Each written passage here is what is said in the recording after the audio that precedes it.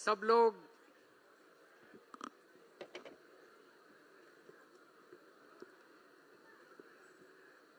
लोग मुट्ठी बंद करके पूरे दिल से दोनों हाथ ऊपर करके भारत माता का जयकारा लगाएंगे। भारत माता की, भारत माता की इनकलाब, वंदे, जय जवान। आज गुजरात के कोने कोने से आए हुए आम आदमी पार्टी के सभी कार्यकर्ताओं को मैं नमस्कार करता हूं। सबको मेरा प्रणाम, सबको मेरा सलाम। मैं देख रहा हूं पूरे जितने लोग बैठे हुए हैं उतने ही लोग खड़े हुए हैं चारों तरफ, और उतने ही लोग बाहर भी हैं। अभी मैं जब अंदर आया था बाहर भी बहुत लोग हैं, इतनी बड़ी संख्या में, और सबके चेहरे पे खूब खुशी है, सबके अंदर खूब एनर्जी है, खूब उत्साह है। सबसे पहले मैं आप सब लोगों को विसावदर की जीत के लिए बहुत बहुत बधाई देना चाहता हूं।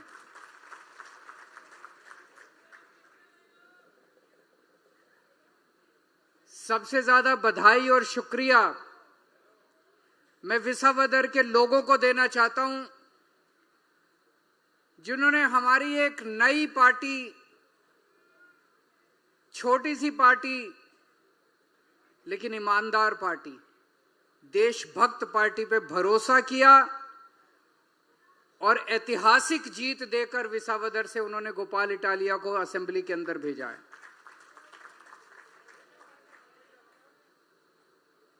आप सब लोगों ने बहुत मेहनत की। गुजरात के सभी कार्यकर्ताओं ने रात दिन 2 महीने तक मेहनत की। कुछ लोग 1 दिन के लिए आए, कुछ लोग 1 हफ्ते के लिए आए, कुछ लोग 15 दिन के लिए आए, कुछ लोग 2 महीने तक विसावदर में बैठ के उन्होंने रात दिन विसावदर के अंदर प्रचार किया। आप सब लोगों को बहुत बहुत बधाई, बहुत बहुत शुक्रिया आप सब लोगों का। लेकिन ये विसावदर की जीत मामूली जीत नहीं है। विसावदर की जीत के जरिए भगवान एक बहुत बड़ा संदेश देना चाहते हैं। भगवान जनता में बसते हैं। जनता का जो निर्णय होता है वो भगवान का निर्णय होता है।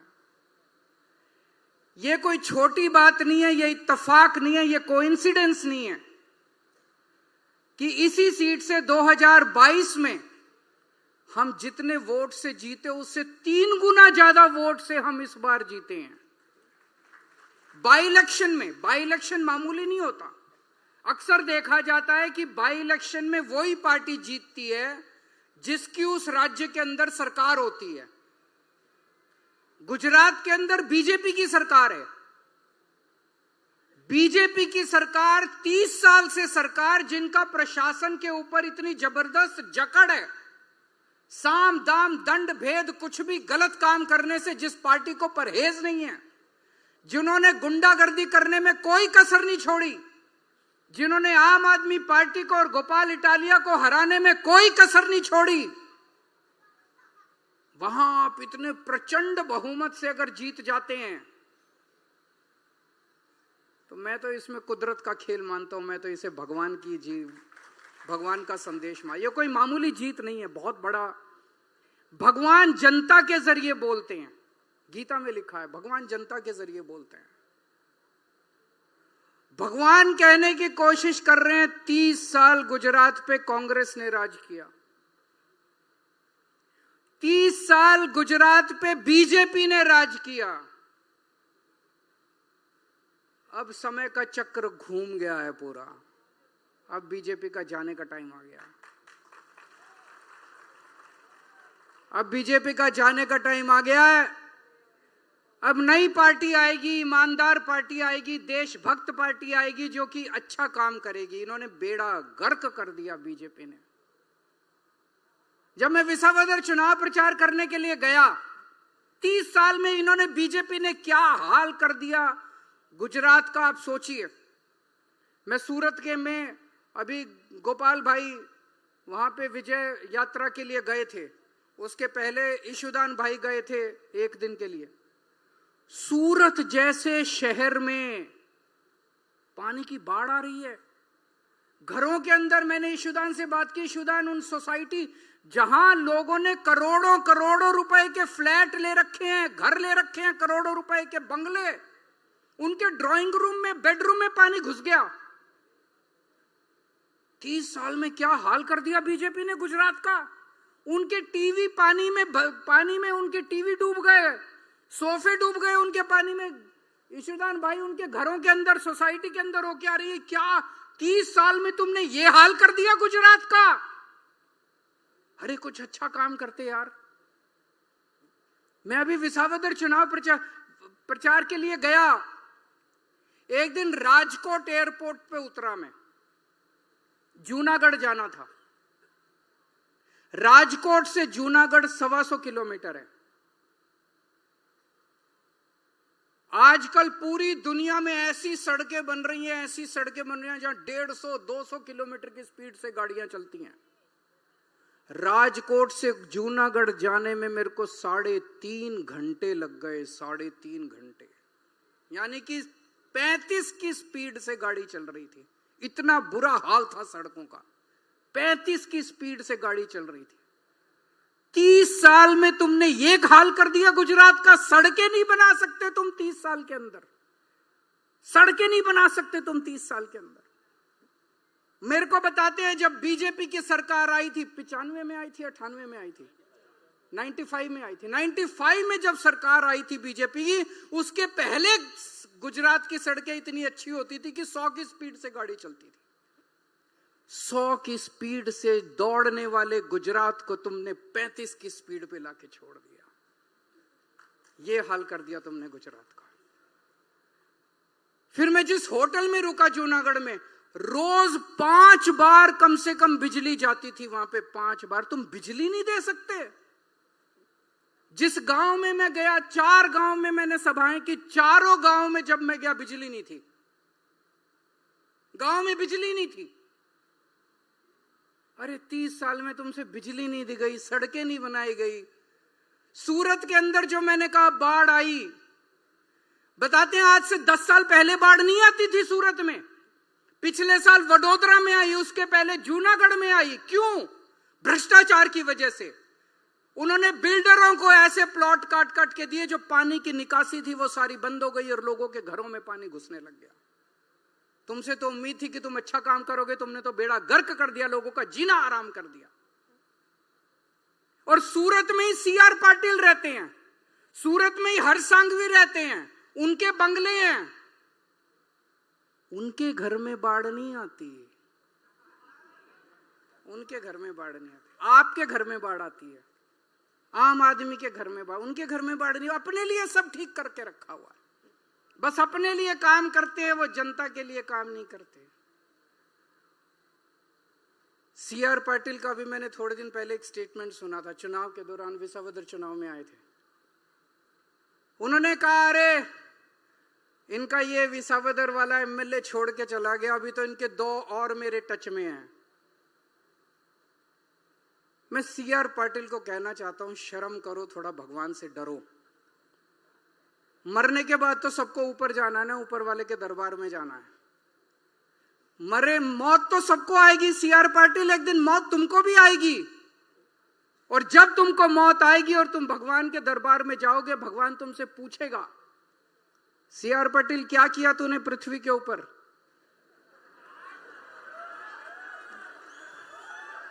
तो क्या जवाब दोगे?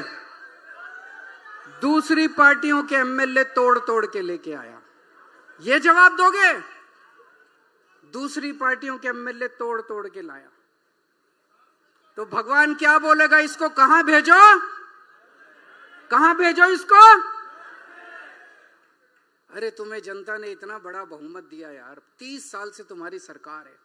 कुछ स्कूल बनवाते, अस्पताल बनवाते, बच्चों को नौकरी देते, बच्चों के लिए कॉलेज बनवाते, सड़कें बनवाते, बिजली का इंतजाम करते, जनता के लिए, खेड़ुओं के लिए कुछ इंतजाम करते, कुछ अच्छा काम करते यार 30 साल के अंदर। क्या इसमें इतना अहंकार, गर्व की क्या बात है? 2 और मेरे टच में है, 2 और मेरे टच में है। ये कोई गर्व करने की बात है? शर्म करने की बात है। इतने बेशर्म हो रहे हैं कि जनता के बीच में जाकर, अरे इनके तो 2 और मेरे टच में है। कुछ अच्छा काम करो यार। जनता ने, भगवान ने कहते 84 लाख योनियों के बाद मनुष्य का जन्म मिलता है। ये इसीलिए जन्म इस्तेमाल करोगे कि 2 और मेरे टच में है। और इनको इतना, कोई देख लो आप, युवा इनसे दुखी हैं, इनसे पेपर नहीं होते, जो पेपर हो वो लीक हो जाता है, रोजगार नहीं मिल रहा। अभी मैं अपने सारे लोगों से मिल रहा था, वो बता रहे थे मनरेगा के अंदर इतना बड़ा भ्रष्टाचार हो गया। मनरेगा में गरीबों का, मनरेगा में कौन जाता है काम करने के लिए? कौन जाता है? जिसके घर में कुछ नहीं होता। मिनिमम वेज पे कौन काम करता है यार? कौन मजदूरी करता है इतनी धूप के अंदर, बारिश के अंदर? कौन काम करने जाता है जिसके घर में कुछ नहीं होता, खाने को नहीं होता? 100 दिन के मिनिमम वेज लेने कौन जाता है? उनका भी पैसा खा गए ये लोग। नरक में जाएंगे तेल की कड़ाही के अंदर।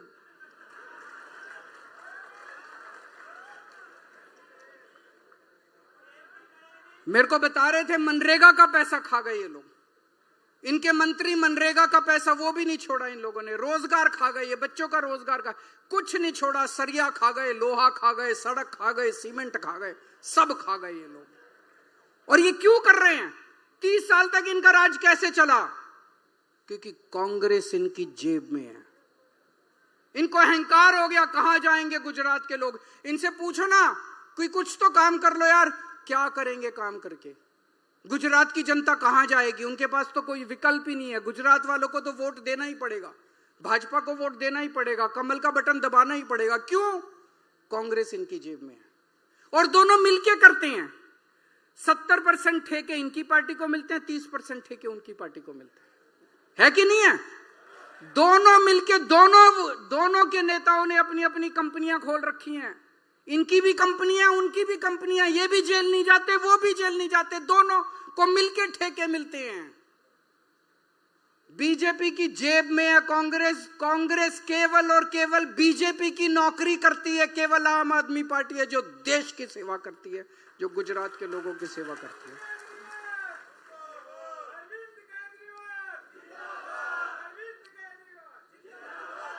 मैं किसी से पूछ रहा था, मैंने कहा ये कांग्रेस और बीजेपी का रिश्ता क्या कहलाता है? क्या ये भाई बहन का रिश्ता है, या ये पति पत्नी का रिश्ता है? आपको क्या लगता है? ये ना भाई बहन का रिश्ता है और ना ये पति पत्नी का रिश्ता है। ये प्रेमी और प्रेमिका का रिश्ता है, जो छुप छुप के मिलते हैं। ये छुप छुप के मिलते हैं, ये चोरी चोरी मिलते हैं। समाज के डर से, समाज इनकी शादी स्वीकार नहीं करता, तो ये छुप छुप के मिलते हैं, चोरी चोरी मिलते हैं, चोरी चोरी सब कुछ करते हैं। ये प्रेमी और प्रेमिका का रिश्ता है। इनसे बच के रहना, दोनों बहुत खतरनाक है। अब जनता बदलाव चाहती है।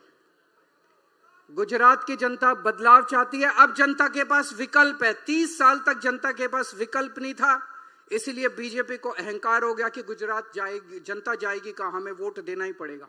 अब आम आदमी पार्टी का विकल्प है। अगले चुनाव में, ये विसावदर का चुनाव सेमीफाइनल था, 2027 की दस्तक थी। 2027 में आम आदमी पार्टी की सरकार बनेगी, जनता राज करेगी और नेताओं का शासन खत्म होगा, भ्रष्टाचारियों का शासन खत्म होगा।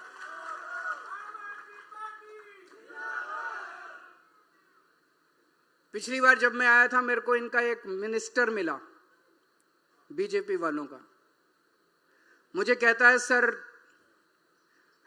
पूरा प्रदेश, पूरी जनता बीजेपी से त्रस्त हो चुकी है, लेकिन इनका इतना ज्यादा जकड़ है प्रशासन के ऊपर, इतनी जकड़ है इनकी प्रशासन के ऊपर कि इनको हरा पाना बड़ा मुश्किल है। दोस्तों, दिल्ली में भी लोगों को यही लगता था 2014 में, जब बीजेपी और कांग्रेस का शासन था, हमारी नई नई पार्टी बनी थी, लोग कहते थे कि दोनों पार्टियों को हरा पाना बड़ा मुश्किल है। लेकिन जिस दिन जनता खड़ी हो जाती है उस दिन बड़े बड़े सिंहासन डोल जाते हैं, बड़ी बड़ी सत्ता खत्म हो जाती है। जनता को खड़ा करना है। गुजरात की जनता खड़ी हो चुकी है, विसावदर ने दिखा दिया है। अब जनता का राज होगा और बड़े बड़े नेताओं का वो होगा। आज मुझे बेहद खुशी है, आज मैं आम आदमी पार्टी युवाओं की पार्टी है। अभी जो गोपाल भाई ने, सुदान भाई ने बताया, कितने सारे नाम गिनाए जो 40 साल से कम उम्र के हमारे नेता हैं। आम आदमी पार्टी युवाओं की पार्टी है। गुजरात के युवाओं को आज मैं आह्वान करना चाहता हूं कि गुजरात की बागडोर संभालिए। यही एक पार्टी है, बाकी किसी पार्टी के अंदर कोई सीट खाली नहीं है। उनकी एमएलए की सीट, तालुका की सीट, जिले की सीट, सारी सीटें भरी हुई हैं। कोई किसी का बेटा, किसी का रिश्तेदार, किसी का चाचा, किसी का भतीजा। हमारे यहाँ कोई चाचा भतीजे रिश्तेदार को टिकट नहीं मिलता। हमारे यहाँ आपको टिकट मिलता है, आम आदमी को टिकट मिलता है। तो मैं सारे गुजरात के युवाओं से आह्वान करना चाहता हूं, जो जो युवा गुजरात बदलना चाहते हैं, जो जो युवा गुजरात का भविष्य चाहते हैं, आम आदमी पार्टी में आ जाओ। चाहे वो बीजेपी में हो, चाहे कोई कांग्रेस में हो, मेरे को पार्टीबाजी नहीं करनी। मैं आज गुजरात के लिए आया हूं, मैं आज देश के लिए आया हूं। जो भी युवा देश की तरक्की चाहता है और गुजरात की तरक्की चाहता है, अपनी अपनी पार्टी, अगर किसी पार्टी में हो तो पार्टी छोड़ के आ जाओ, अगर पार्टी में नहीं हो तो ऐसे ही आम आदमी पार्टी में आ जाओ। सब लोग आ जाओ। 2 साल दे दो, बस 2 साल मांगता हूं मैं। और 2 साल के बाद जो भी ईशुदान भाई ने कहा, इनके 30 साल, हमारे 5 साल। आज हम ये नंबर, आज से गुजरात जोड़ो अभियान शुरू हो रहा है। ये नंबर 9512040404। इस नंबर पे मिस कॉल करके जुड़ सकते हैं, लेकिन केवल मिस कॉल से नहीं चलेगा। आज से लेके 2027 के चुनाव तक हमें इतनी मेहनत करनी है, इतनी मेहनत करनी है कि गुजरात की 7 करोड़ जनसंख्या, एक एक घर में कम से कम 5 बार हम लोग जाएंगे। 5 बार पूरे गुजरात का राउंड लगाएंगे, तब गुजरात जुड़ेगा। हमें 7 करोड़ लोगों को आम आदमी पार्टी के साथ जोड़ना है। ये हमारा मकसद है। घर घर जाना पड़ेगा, रात दिन मेहनत करनी पड़ेगी। हो सकता है एक टाइम का खाना भी छोड़ना पड़े, खाना मिले ना मिले, रहने को मिले ना मिले। इसको आंदोलन बनाना पड़ेगा, पूरे शिद्दत के साथ लगना पड़ेगा। कम से कम ये हमारा टारगेट है, 5 बार कम से कम हर घर को टच करेंगे हम, चाहे शहर हो चाहे गांव हो। हर घर के अंदर 5 बार जाएंगे हम पूरे गुजरात के अंदर। एक अभी मेरे से पहले मुझे बताया गया कि व्हाट्सएप के बारे में आप लोगों को जानकारी दी गई थी। हमें अपना व्हाट्सएप का पूरा नेटवर्क भी बनाना है। जो आपको जानकारी दी गई थी, आपके पास हमारे लोग आएंगे, व्हाट्सएप पे जोड़ने के लिए, आपसे कुछ करने के लिए बोलेंगे। वो पूरी एक्सरसाइज अपने को करनी है। जितनी तेजी से व्हाट्सएप और जितनी तेजी से सोशल मीडिया बढ़ता जा रहा है, हमें सोशल मीडिया को अपनी ताकत बनानी है। तो जो आपको इंस्ट्रक्शंस दिए जाएं, निर्देश दिए जाएं व्हाट्सएप के, सोशल मीडिया के, उन सब को हमें फॉलो करना है। और मेरा दिल कहता है कि विसावदर जो है वो सेमीफाइनल था। भगवान एक बहुत बड़ा संदेश दे रहे हैं। आने वाला समय आम आदमी पार्टी का समय है, गुजरात का समय। भारत माता की। રાષ્ટ્રગીત શરૂ થાય છે। સૌ પોતપોતાના સ્થાન પર ઊભા થઈ જાય।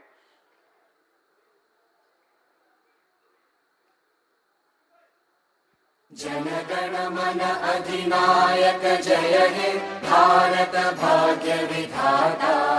पंजाब सिंध गुजरात मराठा द्राविड़ उत्कल बंगा। विंध्य हिमाचल यमुना गंगा उच्चल जलधि तरंगा। तव शुभ नामे जागे, तव शुभ आशीष मांगे। गाहे तव जय गाथा, जनगण मंगलदायक जय हे भारत भाग्य विधाता। जय हे जय हे जय हे जय जय जय हे